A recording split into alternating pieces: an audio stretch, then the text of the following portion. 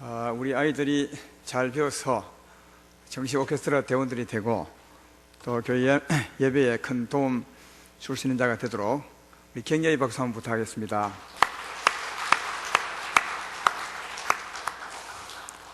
토요일 되면 우리 선생님들이 열심히 가르치고 있고 또 학생들이 많이 배우고 있습니다. 우리 어린아이들이 잘 자라게 되면 예배가 더 풍성하고 또 하나님 기뻐하는 예배가 되리라 그렇게 생각하면서 하나님 말씀 보겠습니다. 고린도전서입니다. 고린도전서 제7장 우선은 1절부터 6절까지만 보겠습니다. 오늘은 16절까지 할 텐데요, 1절부터 6절까지 보겠습니다. 찾으셨죠? 고린도전서 7장 1절부터 너희가 쓴 문제에 대하여 말하면 남자가 여자를 가까이 아니함이 좋으나 음행을 피하기 위하여 남자마다 자기 아내를 두고 여자마다 자기 남편을 두라. 남편은 그 아내에 대한 의무를 다하고 아내도 그 남편에게 그렇게 할지라. 아내는 자기 몸을 주장하지 못하고 오직 그 남편이 하며 남편도 그와 같이 자기 몸을 주장하지 못하고 오직 그 아내가 하나니 서로 분방하지 말라. 다만 기도할 틈을 얻기 위하여 합의상 얼마 동안 하되 다시 합하라. 이는 너희가 절제 못함으로 말미암아 사탄이 너희를 시험하지 못하게 하려 함이라. 그러나 내가 이 말을 함은 허락이요 명령은 아니니라. 아멘. 왜 아멘 소리가 그렇게 적어요? 그러나 내가 이 말을 하면 허락이요 명령은 아니니라. 그래도 별로 큰 건 아니네요. 오늘은 그리스도인의 결혼 생활에 대해서 오늘 그리고 다음 주까지 아마 할 수 있을 것 같습니다. 오늘 고린도전서 강의 제 12번째 시간이죠. 벌써 12번째 시간까지 왔습니다. 오늘부터는 앞으로 11장까지요. 거기 1절에 보면 어떤 문제에 대해서 이 바울이 이 편지를 쓰고 있냐 하면 너희가 쓴 문제에 대하여 말하면 이렇게 하고 있습니다. 그러니까 고린도 교회 성도님들이 바울에게 편지를 썼든지 메모를 보냈든지 그러니까 질문사항이 있었어요. 그래서 그 질문사항에 대해서 하나님 말씀으로 답해주는 그런 그 내용이 오늘 7장 1절부터 어디까지냐 하면 한번 넘겨봐요. 11장까지 가봐요. 11장 맨 마지막 절 보십시오. 11장 34절. 이럴 때는 같이 넘기는 게 좋습니다. 34절 보면 맨 마지막 부분에 11장 34절 그 밖의 일들은 내가 언제든지 갈 때 바로 잡으리라 그 돼 있죠. 그게 이제 7장 1절부터 이 고린도 교회에서 바울에게 물었던 겁니다. 그 물음에 대해서 11장 마지막까지 답을 해주고 그 위에 아직도 내가 너희 답에 응답하지 못한 것은 내가 가서 얘기하겠다 이런 말을 한 것입니다. 그러니까 오늘부터 11장 마지막까지는 고린도 교회에서 신앙생활 함에 있어서 좀 애매한 것, 이해하지 못하는 부분들을 바울에게 물었고 바울은 그에 대해서 주님의 말씀으로 설명해 주고 있음을 볼 수가 있습니다. 또 오늘 말씀 중에서는 한 가지 꼭 생각하고 말씀을 드려야 되는데 뭐냐 하면 이 하나님 말씀은 꼭 우리가 예수 믿어서 영생을 얻었다 할지라도 그냥 다 아는 것이 아닙니다. 예수 믿었으면 영생 얻는 순간 하나님을 다 아는 것이 아닙니다. 하나님을 모시고 있지만 하나님 전부를 모시고 있지만 하나님에 대해서 다 아는 것은 아니고요. 우리가 사람인지라 지식을 쌓아감으로 하나님을 알아가게 돼 있거든요. 그래서 아는 지점이 참 중요합니다. 왜? 알아야 그 다음부터 바르게 살 수 있는 길이 될 수 있죠. 그전에는 모르면 바르게 살 수가 없습니다. 아는 시점이 참 중요하다 하는 겁니다. 오늘 부부 생활에 대해서 결혼 생활에 대해서 아마 여러분 생각과 다른 점이 참 많을 텐데 몰랐을 때는 그렇다 치고 오늘부터 참 중요하다는 거예요. 오늘 시점이 오늘 시점 잘 들으셔서 바르게 이해하시고 오늘부터는 바르게 사셔야 된다는 뜻으로 이 말씀을 받으면 좋겠습니다. 자, 우선 한번 보겠습니다. 1절부터 2절까지 보면 너희가 쓴 문제에 대하여 말하면 남자가 여자를 가까이 아니함이 좋으나 음행을 피하기 위하여 남자마다 자기 아내를 두고 여자마다 자기 남편을 두라, 그렇게 말씀합니다. 우리는 이제 결혼하는 것은 주로 이제 생육하고 번성하기 위해서 결혼한 것이 아니냐, 이런 시각으로 접근할 때가 많은데, 오늘 고린도 교회를 향하신 그 바울의 말은 그런 것보다는 음행을 피하기 위해서 여자는 남자 여자를 취하는 것이 좋다. 그렇지 않기 위해서는 차라리 1절에 보면 남자 여자를 가까이 하지 않는 게 좋다. 이 바울의 조금 사상은 보통 사람과 조금 달라서 너무 은혜가 충만한지 몰라도, 나중에 가보면 알겠지만 바울은 혼자 사기를 참 원했어요.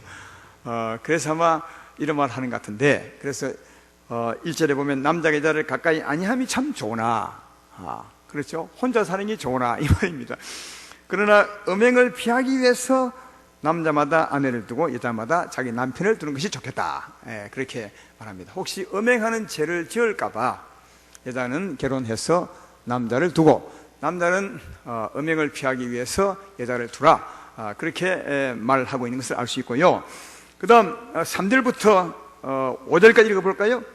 거기 보면 남편은 그 아내에게 대한 의무를 다하고 아내도 그 남편에게 그렇게 할지라. 그 의무가 무엇이냐 하면 4절에 나오죠. 아내는 자기 몸을 주장하지 못하고 오직 그 남편이 주장하며, 남편도 그와 같이 자기 몸을 주장하지 못하고 오직 그 아내가 하나니. 무슨 말인지 알겠죠? 제가 설명 안 해도. 설명을 꼭 해야 되겠어요?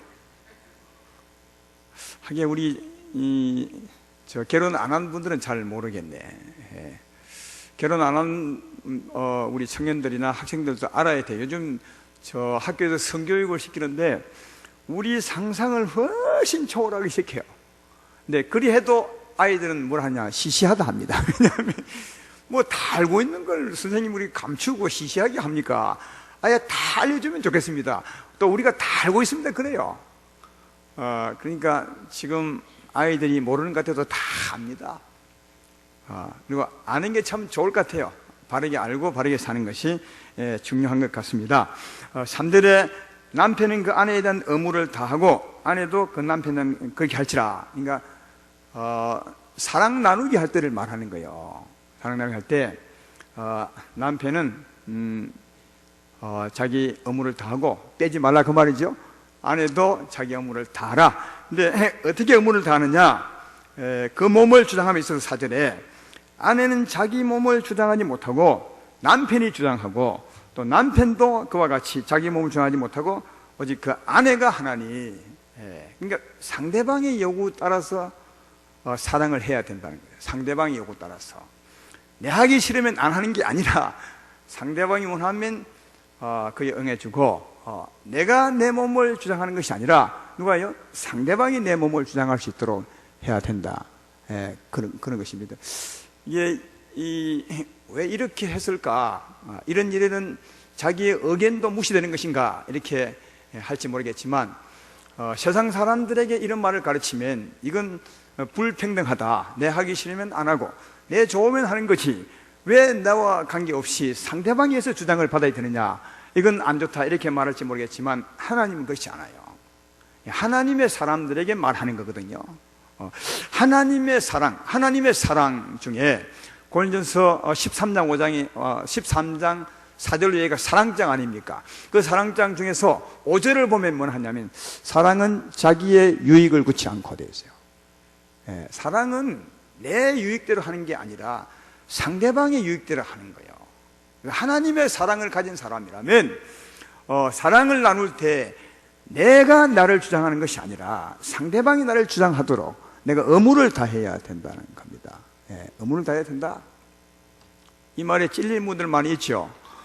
찔린 분들이 있으면 오늘 아까 그랬죠. 오늘 말씀 듣은 이 순간부터가 중요해요. 전까지는 몰랐으니까 몰랐다 손 치더라도 우리는 이제 알았으니까, 하나님 말씀을 알았으므로 그 말씀대로 사는 것이 우리들의 신앙 태도가 아니겠습니까? 그러므로 이후부터는 자기가 자기를 주장하지 말고 서로 주장에 따라서 의무를 다하시는 그래서 사랑하시는 여러분이 되었으면 좋겠습니다. 또 5절에 보면 서로 분방하지 말라. 아주 이게 하나님은 결혼했으면 떨어져 잠자지 말고 분방하지 말고 그렇게 말해요.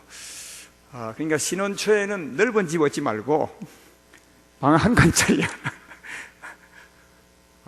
소파도 놓지 말고, 왜냐하면 안방에 싸우다가 보니까 방 한 개짜리는 소파 가서 자더라고요. 그러지 말고, 이럴 때는 내가 농담 비자기 하는 것이니까 웃어도 괜찮아요. 그래서 분방하지 말고 가능하면 한 방에 자면서 사랑하라, 그렇게 말씀하고 있고요. 다만 한 가지만 분방할 수 있어요. 뭐냐면 그 뒤에 보면 다만 기도할 틈을 얻기 위해서 합의상 얼마 동안은 다시 하되 다시 합하라, 그렇게 말씀하고 있습니다. 그러니까 특별히 기도할 때가 있지 않겠어요? 그 기도는 남편 다르고 나가 다를 수 있습니다. 특별히 영적 상태가 안 좋을 때는 아내가 안 좋을 때는 아내가 특별 기도할 수 있는 거죠. 교회에서나 뭐 기도원 갔어요. 또 남편이 안 좋을 때가 있어요. 그때 또 기도할 수 있습니다. 그때는 서로 합의를 하라는 거예요. 지금 우리가 한 방에 자야 되지만 남편시여 아내시여 내가 특별히 기도를 좀 해야 되겠으니까 5일만 허락해 주십시오. 그래서 5일 합의를 받아서 기도원에 갔다 오든지 교회 갔다 오든지 그렇게 기도할 때는 합의해서 갔다 오라, 그렇게 말씀합니다. 어떤 여자분들 보면은 합의도 안 하고 기도원에 사는 분들이 있는데 그게 맞지 않다는 거예요. 어떤 분들은 남편들이 합의도 안 하고 외박하고 집에 안 들어올 때가 많은데 그건 맞지 않다는 거예요. 둘이가 결혼했으면 분방하지 말고 서로 한 방에서 잠을 자고 사랑을 나누고, 그 다음 분방할 때는 합의상 꼭 기도할 때만 그렇게 해서 기도하고 난 후에 다시 합하는 것이 좋다. 왜냐하면 그 뒤에 나왔죠. 너희가 절제 못함으로 말미암아 사탄이 너희를 시험하지 못하게 하려 함이라. 이게 서로 떨어져 자고 이렇게 되면 사탄이 유혹할 수 있습니다. 그러니까 마음을 다른 데로 돌릴 수 있습니다. 남자가 다른 사람을 바라볼 수 있고 여자가 다른 사람을 바라볼 수 있습니다. 사탄이 언제나 그런 틈을 노리는 자들이 아니겠습니까? 그래서 음행하는 죄를 짓게 할 수 있다는 거예요. 하나님의 사람들이 죄를 지을 수 있다는 거예요. 그래서 그런 것을 미리 방지하기 위해서 서로 분방하지 말고, 분방하려면 합의상 기도할 때만 하고 기도 끝나고 나면 합의 기간이 끝나고 나면 다시 합해서 이렇게 사는 것이 맞다, 그렇게 말합니다. 이렇게 말하니까 여러분 마음속에 참 성경이 웃긴다, 하나님도 참 웃긴다, 뭐 잠자리까지 다 이렇게 하나 이렇게 할지 모르겠지만, 그러나 그렇게 하는데 6절에 보면 그러나 내가 이 말을 함은, 바울이죠, 함은 허락이요 명령은 아니니라. 이건 딱 지켜드리는 명령은 아니지만 요리하는 게 좋다는 거예요. 그래야 죄를 짓지 않고 하나님 아래서 부부가 사랑하며 살아갈 수 있다, 그렇게 말씀하고 있습니다. 그러므로 결혼한 부부 여러분들이요, 가능하면 이렇게 사십시오. 오늘 저도 말하자면 명령은 아니지만 이렇게 하는 게 좋습니다. 이렇게 하셔서 그 부부가 더 사랑하는 부부가 되기를 주의 이름으로 축원합니다. 그다음 7절에 보면 나는 모든 사람이 나와 같기를 원하노라. 그러나 각각 하나님께 받은 자기 은사가 있으니 이 사람은 일하고 저 사람은 저라니라. 이 바울이 고린도 교회 편지를 썼는데 모든 사람이 나와 같기를 원한다. 나와 같기를 나는 어떻게 하는 것입니까? 바울은 어떻게 하는 거죠? 그 다음 보면 답이 나와 있어요. 8절에 보면 내가 결혼하지 아니한 자들과 가부되 이르노니 나와 같이 그냥 지내는 것이 좋으니라. 아까도 얘기했지만 바울은 결혼 안 하는 주의예요. 은혜가 너무 충만해서 나는 복음만 전하다 갈 거다. 그래서 그는 오직 주를 위해서 사실 살았어요. 주를 위해서. 그래서 나처럼 물론 은사 받는 게 다르지만, 당신 받은 은사, 나 받은 은사 다르지만, 바울은 자기를 그렇게 말하기는 나는 오직 하나님만 전하는 사람으로 은사를 받았으니까 나는 혼자 지낸다. 그래서 은사가 다르지만 당신도 그리 하면 참 좋겠다, 그렇게 이제 말하는 거죠. 그러나 8절에 또 말합니다. 그러나 만일 절제할 수 없거든 결혼하라. 정욕이 불같이 타는 것보다 결혼하는 것이 나으니라. 이 바울은 꼭 요 말을 해요. 아까 음행을 피하기 위해서 결혼하고, 또 합방해야 되는데 분방의 경우에 사탄이 틈을 타서 죄짓게 할까봐 합하고, 이번에도 가능하면 나처럼 주의 복음만을 전하며 살기를 원하지만 그렇지 못하고 정욕이 불붙는 같이 해서 죄를 지을 수밖에 없거든 결혼해라. 그렇게 말씀하고 있는 거죠. 자, 그 다음 10절 11절 보십시오. 결혼한 자들에게 내가 명령하노니, 명하는 자는 내가 아니요 주시라. 여자는 남편에게서 갈라서지 말고, 만약에 갈라섰으면 그대로 지내든지 다시 그 남편과 합하든지 하라. 가로 닫고 남편도 아내를 버리지 말라. 여기 10절 11절은 누구냐 하면 결혼한 사람에게 대해서 말하는데, 결혼한 부부에 대해서 말씀하는데, 특별히 결혼한 부부 중에서도 믿는 사람끼리 결혼한 자에 대해서 말하는 거예요. 10절 11절은 믿는 사람들끼리 결혼, 남편도 믿고 아내도 믿는 사람에게 말하는 거예요. 그럼 믿고 난 후에 하나님의 사람으로서 결혼한 사람에 대해서 말씀하는 거예요. 아시겠어요? 예, 그 사람에 대해서는 뭘 하느냐면, 다시 보게, 결혼하게 내가 명하노니, 명령하는 사람은 주라 그러죠? 이 하나님 믿는 사람이 결혼한 사람에게는 주님이 명령할 수 있어요. 그 사람에게는 여자는 남편에게 갈라서지 말고, 그 다음 11절 마지막에 남편도 아내를 버리지 말라. 그렇게 되어 있어요. 그러니까 아까 시점을 참 중요하시겠다 했습니다. 오늘 잘 들어요. 지금 여러분 말하는 거예요. 예수님 믿는 사람끼리 결혼해서 부부가 되어 있다면 지금요. 지금 여러분 부부가 되어 있다. 지난날을 말한 것이 아니라 지난날을 몰라서니까 하나님도 인정하는 것 같아요. 지난날은 버리고 지금 내 설교 듣는 이 순간에 여러분 남편도 아내도 믿는 사람끼리 결혼했다면 어찌 하느냐? 잘 들으세요. 여자는 남편에게서 갈라서지 말라는 겁니다. 이후로. 그리고 남편도 아내를 절대로 버리지 말라는 겁니다. 이게 뭐라고요? 하나님의 명령이라는 거예요. 이게 주님의 명령이다. 근데 그 뒤에 11절 뒤에 갈로를 보십시오. 만일 갈라섰으면 그대로 지내든지 다시 그 남편 가면 앞으로 살다가 갈라선 일이 있다는 거예요. 그러면 그냥 갈라서 살든지 다른 사람과 결혼하는 게 아닙니다. 그죠? 갈라서 살든지 아니면 다시 그 남편하고 합해 살든지 그렇게 하라. 그러니까 믿는 사람이 결혼했다면, 지금 여기 앉아있는 사람 중에 믿는 사람끼리 결혼했던 부부 있다면 주의 명령이요. 둘 다 하나님의 자녀니까, 또 하나님이 짝지어 준 것을 누가 이렇게 뭡니까? 갈라놓을 수 있겠습니까? 그러므로 주님이 명령하시는데 뭐라 하느냐? 여자는 남편에게서 갈라서지 말고 남편도 그 아내를 버리지 말라는 거예요. 혹시 옆에 아내가 있으면 손 한번 잡아주고 남편이 있으면 손 한번 잡아줘요. 절대로 내가 안 갈랐을 겁니다. 절대로 안 버리겠습니다. 이런 마음으로. 그러니까 이게 고린도전서 강해를 할 때는 부부끼리 앉으면 참 좋습니다. 이럴 때 얼마나 좋아요. 싫으면 꼬집기도 하고 이렇게.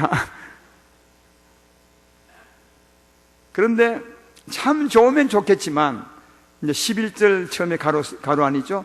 만일 갈랐으면, 그러니까 이렇게 살다가 만일 갈랐으면 그냥 혼자 지내라는 거예요. 왜 그렇게 했습니까? 또 다른 사람하고 결혼하는 것은 별로 하나님이 좋지 않아요. 만약 합하려면 그 사람하고 합해라 다시. 그래서 하나님이 짝지어준 사람하고 살다가 그래도 사람인지라 다툼과 갈등이 있고 마음에 안 맞을 수 있거든요. 근데 사람인지라 헤어질 수 있어요. 그때는 혼자 살든지 아니면 다시 그 사람하고 합해라. 그게 참 내가 볼 때 옳은 것 같아요. 그게 지금 하나님 믿는 사람으로서 결혼한 사람에게 하나님이 주시는 말씀이고, 지난 과거는 몰라도요 지금 말하는 거예요. 그리고 12절부터 13절 볼까요? 그 나머지 사람들에게 내가 말하노니 이는 주의 명령이 아니라 만일 어떤 형제에게 믿지 아니하는 아내가 있어 남편과 함께 살기를 좋아하거든 그를 버리지 말며, 어떤 여자에게 믿지 아니하는 남편이 있어 아내와 함께 살기를 좋아하거든 그 남편을 버리지 말라. 이 말은 이 12절 13절 누구냐 하면 결혼을 했는데 한쪽은 믿고 한쪽은 안 믿는 경우를 말하는 거예요. 그런 부부도 있지요. 남편은 믿는데 아내가 안 믿는 경우와 또 아내는 믿는데 남편이 안 믿을 경우가 있어요. 근데 그때 그리 보시죠. 그런 쌍 중에서 그 안 믿는 사람이 같이 살기를 좋아하거든 버리지 말라는 거예요. 예. 남편이 안 믿지만 남편이 믿는 아내와 살기를 원하면 아내가 버리지 말고, 또 아내가 안 믿지만 그 아내가 믿는 남편하고 살기를 원하면 버리지 말라는 거예요. 예. 한쪽은 믿고 안 믿는 사람이 결혼했을 때 지금 원칙을 말하는 거예요. 이때는 살기를 원하면 절대로 버리지 말라는 거예요. 두라. 지금 우리 교회도 이런 부부가 있지요. 그 남편이 살기를 원하고 치마복 작거들랑 절대로 버리지 말고,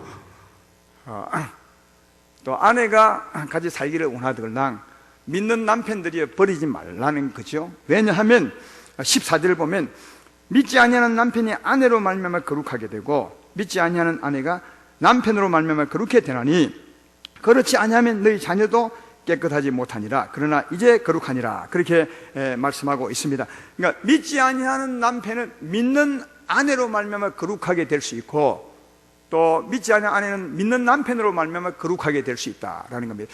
여기 거룩하게 된다는 말은 영생을 얻는다는 말이 아니에요. 믿는 아내로 말미암아 안 믿는 남편이 영생 얻고, 또 믿는 아내로 말미암아 믿지 않는 남편이 영생, 그런 뜻이 아니라 믿는 사람의 믿음으로 말미암아 그 사람도 내 믿음으로 말미암아 하나님께 구별되어서 보호를 받는다는 말이에요.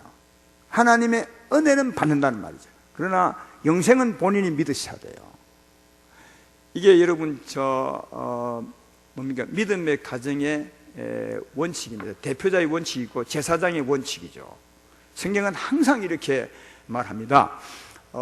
여러분 가정에 믿는 사람이 있고 안 믿는 사람이 있어요. 믿음 좋은 사람이 있고 또 믿음 좋지 않는 자녀들이 있다고 칩시다. 그러면 그 자녀들은 믿음 좋은 부모의 믿음대로 하나님의 보호를 받습니다. 구별된 복을 받습니다.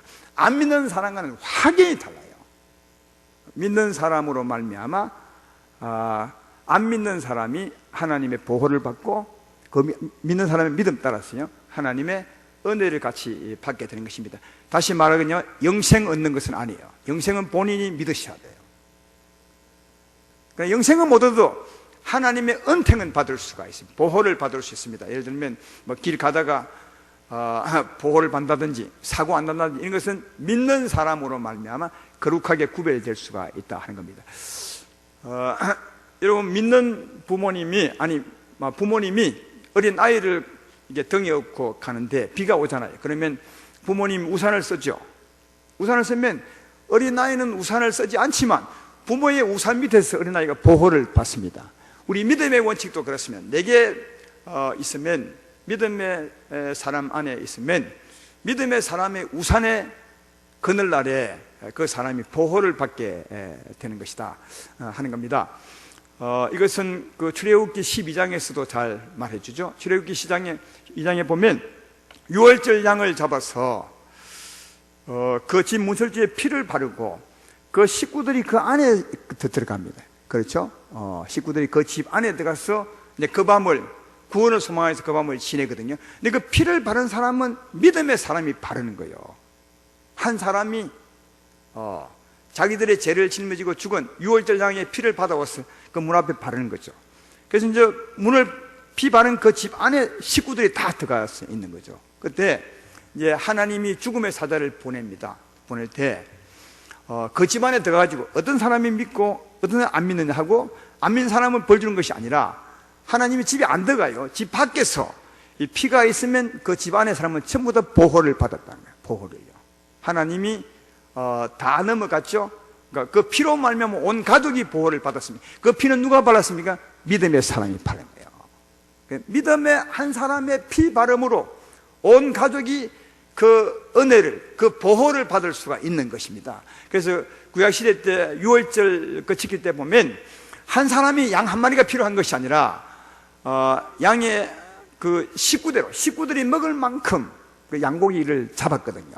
그러니까 가족 단임을 볼 수 있습니다. 한 사람의 믿음으로 말미암아 그 가족 전체가 은혜를 받는 것을 그렇게 표현해주고 있었다 하는 겁니다. 그래서 믿음의 부모로 말미암아 자녀가 보호를 받습니다. 하나님 예수의 피로 말미암아 나를 구속한 것처럼 내 자녀도 내 믿음 안에 있음을 믿습니다. 내 자녀를 보호해 주십시오 하면 그 사람의 믿음으로, 아직 자녀는 어리지만 하나님의 구별된 보호를 받고, 또 여기 말씀했던 것처럼 믿지 않는 남편이나 믿지 않는 아내도 믿는 사람으로 말미암아 십자가 은혜의 그늘 아래 보호를 받는 거죠.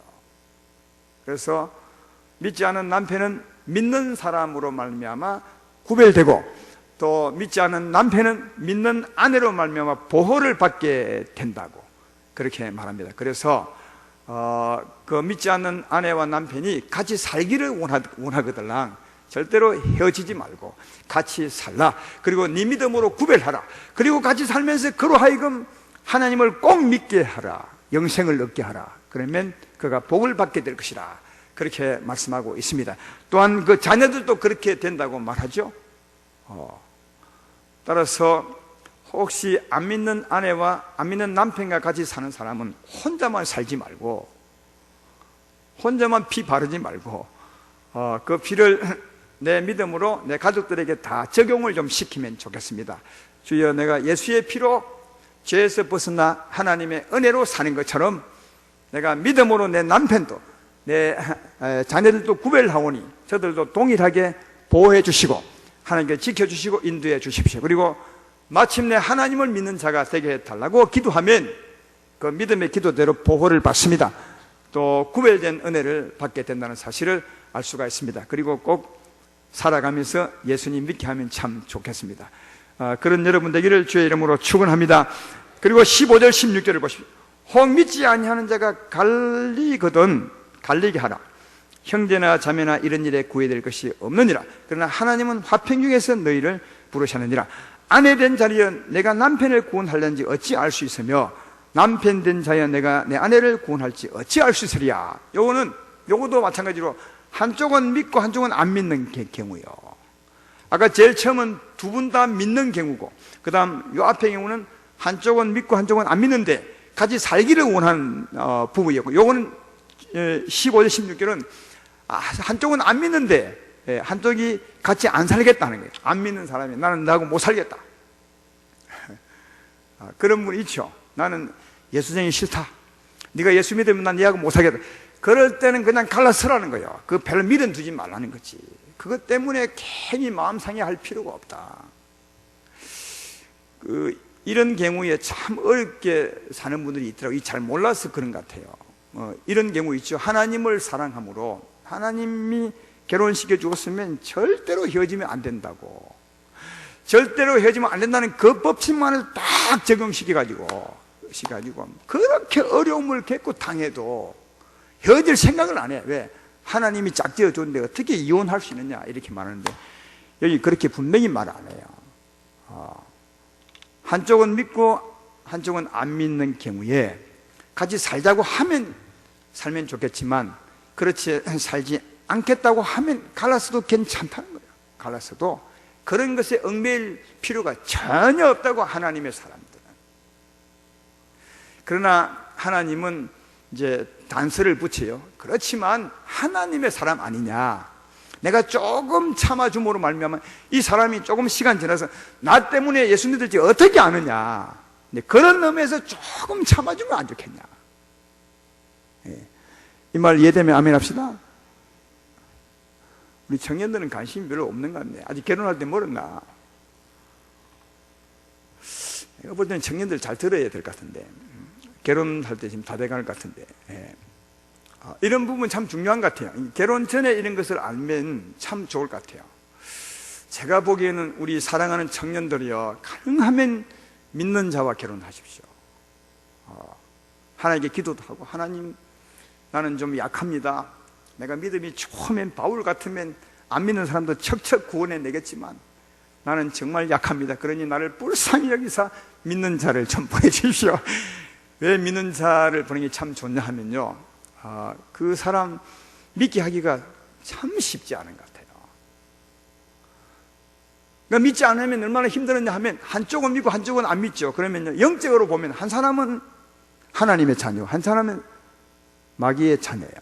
영적으로 보면 성경이 그렇게 말하죠. 요한복음 8장 44절에 안 믿는 자를 두고 예수님께서 너는 마귀의 자식이 아니냐. 영적으로 보면 믿는 사람은 하나님의 빛이 주관한다면 안 믿는 사람은 어둠이 주관하거든. 한 집에 같이 부부로 사는데도 하나는 어둠이고 하나는 빛이요. 그러니까 이게 이유 없이 미운 거예요. 하나님 때문에 어둠이, 안에 있는 어둠이 보니까 빛이 있거든요. 그 빛이 괜히 미워. 예수님이 미운 거거든. 예수님이 말씀하고 그랬죠. 세상이 우리 미워하는 것은 먼저는 저들이 나를 미워하는 거다. 어둠이 빛이 나를 미워하는 거로 너희를 미워하는 것이다. 그래서 이유 없이 미워하는 거다. 그러나 실제는 이유가 있는 거죠. 그래서 그런 사람을, 어둠의 자녀를 빛으로 만들기까지 얼마나 힘든지 아십니까? 그래서 사람만 있으면 힘들지 않아. 그 사람을 잡고 있는 어둠이 있으니까 예수님을 못 믿게 막 하는 거죠. 그래서 예수 믿게 하기 위해서 예배에 데려오면 어떻게 하느냐? 제일 좋은 방법이 잠재우는 겁니다. 졸게 만드는 거죠. 그 설교 들을 때 잘 졸게 합니다. 악한 영들이 졸게 만들죠. 찬송할 때는 다 신나게 찬송하다가 설교 딱 하면 딱 졸기 시작해가지고 설교 딱 끝나면 눈 딱 뜨고요. 예. 악한 영들이 그리 한다고 우리를 혼미하게 만들어서 하나님의 영광의 강체가 비치지 못하게 한다고 그렇게 말씀하잖아요. 그래서 가능하면 믿는 자매, 믿는 우리 총각 처녀 이렇게 하면 참 좋겠다 그런 생각이 드는데, 그러나 우리 마음대로 안 됩니다. 하나님이 안 믿는 사람을 짝지 줄 수가 있어요. 나와 관계없이 그 사람을 구원하라고, 먼 장래를 보라고 그리 할 수 있거든요. 그래서 이런 것을 다 이기고 또 수용하고 포용하고 세우려면 하나님 능력이 정말 필요하다. 그래서 우리 처녀 총각 때부터 깨어서 기도하고 하나님의 은혜를 힘입어 살 필요가 있다 하는 것입니다. 어쨌든 15절 16절 말씀은 어떤 말씀이냐 하면, 한쪽은 믿고 한쪽은 안 믿는데 그때 안 믿는 사람이 나는 같이 못 살겠다 너하고 하면 갈라서도 된다는 거예요. 하지만 하나님은 한 번 더 말씀하는 거예요. 그래도 하나님은 합행 중에 우리를 부르셨으니까 너도 합행이 하나님을 기억하고 조금 참아서 그 사람으로 하여금 예수를 믿게 하면 얼마나 좋겠느냐. 그게 더 좋은 거다. 그러나 그리 해도 안 믿으려 하면, 그래서 네 영혼이 상하고 네 심령이 상하고 도무지 못 견딜 것 같으면 범죄할 수밖에 없거들랑 그때는 갈라서라. 미련 없이 갈라서 그건 죄가 아니다. 그건 아무 일이 아니다. 그런 일에 구애받을 필요가 전혀 없다고, 이런 일에 구애될 것이 없느니라, 그렇게 말씀하고 있습니다. 오늘 몇 가지 예를 여러분에게 말씀을 했죠. 아까 처음 말씀했던 것처럼 지금 오늘 듣는 게 정말 중요해요. 지난날은 하나님이 그렇게 생각지 않는 것 같아요. 지금부터 우리가 이제 알았으니까 안 이후부터 바르게 살 필요가 있다 하는 겁니다. 오늘 이 짧은 말씀이지만 하나님이 우리에게 원하는 것이 있습니다. 어떤 마음으로 이 말씀을 우리에게 하고 있냐 하면, 부부간 결혼 생활을 좀 하고 있냐 하면, 하나님은 죄 짓지 않기를 원해요. 음행하기를 원치 않습니다. 그래서 음행하지 않기 위해서 결혼하라 그렇게 말하고, 또 사탄의 유혹을 받아 또 다른 죄를 범하지 않기 위해서 가능하면 합의상 좀 떨어질 수 있겠지만 가능하면 합하여 살아가도록 하라. 이 하나님은 죄 짓지 않기를 얼마나 원하는지 모르고, 아까 또 이 결혼한 두 사람, 믿는 사람의 부부에 대해서는 주님이 명령이니 하면서 가능하면 헤어지지 말라고, 하나님이 짝지어 준 것을 너희가 그것을 흩어지지 말라, 그런 말이 되겠죠. 이 말씀 속에도 죄를 짓지 말라는 하나님의 말씀이 있습니다. 왜냐하면 죄를 짓는 것은 하나님을 떠나는 것이고 은혜의 그늘에서 빠져나가는 것이고 하나님의 은혜를 받지 못하는 것이기 때문에, 하나님은 죄를 짐으로 떠난 것을 굉장히 크게 생각하고 있음을 알 수 있고, 또 반대로 하나님의 사랑으로 살라는 거죠. 죄를 짓지 않는 것은 곧 하나님의 사랑으로 사는 겁니다. 자기 유익을 구하여 살지 말고, 사랑을 나눌 때도 내 몸을 내가 주장하지 말고 상대를 위해서 헌신하고, 또 상대도 그리해서 하나님의 사랑으로 살라고 그렇게 말하고 있음을 볼 수가 있고, 또 아까 말했죠. 안 믿는 편에서 나는 헤어지기를 원한다, 그때 구해야 될 것이 없지만, 헤어져도 괜찮지만, 꼭 살아야 되는 부분은 없지만, 그래도 네가 하나님의 사랑의 부름을 받았다면 너도 조금 참아서 그를 구원하면 얼마나 좋겠느냐, 그렇게 말씀하므로 하나님의 사랑으로, 그가 우리를 사랑했던 것처럼 하나님을 사랑함으로 사랑하기를 원하고 있음을 볼 수 있습니다. 죄 짓지 말고 하나님의 사랑으로 사랑하라고. 그런 말은 없지만 이 말씀 속에 그런 하나님의 간절한 마음이 들어있음을 알 수가 있고, 또 하나는 하나님은 우리 과거를 탓하지 않아요. 과거에 너희가 이랬어야 되었느냐, 또 과거를 아쉬워하게 하지 않아요. 하나님은 왜 그런 사람과 결혼했느냐 이런 말 절대로 안 해요. 왜 그때 헤어졌느냐, 이미 헤어졌는데 그 말 하나님은 안 해요. 아시겠어요? 그런 게 어디 있어요? 없어요. 하나님은 우리로 하여금, 자기 자녀로 하여금 과거 때문에 힘들게 하거나, 그래서 과거를 후회하게 하거나 과거를 아쉬워하게 해서 그 가운데 매여 살기를 정말 원하지 않아요. 그런 말 전혀 없어요. 다만 몰라서 헤어졌으면 지금부터 잘하면 되는 거예요. 그 하나님의 원함은 지금부터 잘하는 거예요. 전에는 몰라서 그랬거든요. 지금은 이제 알게 되었으니까 이때부터 아내는 남편을 버리지 말고 남편도 아내를 버리지 말고 서로 사랑하고,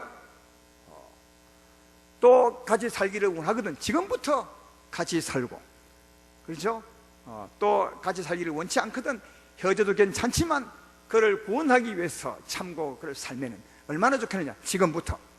그렇게 말씀하고 있습니다. 이렇게 살면 우리의 힘으로 안 됩니다. 우리 이론으로 안 됩니다. 우리 지식으로 안 됩니다. 하나님의 사랑으로 됩니다.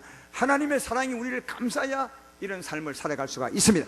우리는 지식으로 사는 자가 아니라 하나님의 사랑에 붙들리면 이런 지식을 따라 살게 되는 겁니다. 그러니까 지식도 필요하지만 더 필요한 것은 하나님의 사랑의 능력이에요. 이 사랑의 능력이 우리 마음과 우리의 생각과 우리 몸을 감싸면, 그리고 이런 지식을 아는 자라면 그 사랑으로 이렇게 살아갈 수가 있는 것입니다.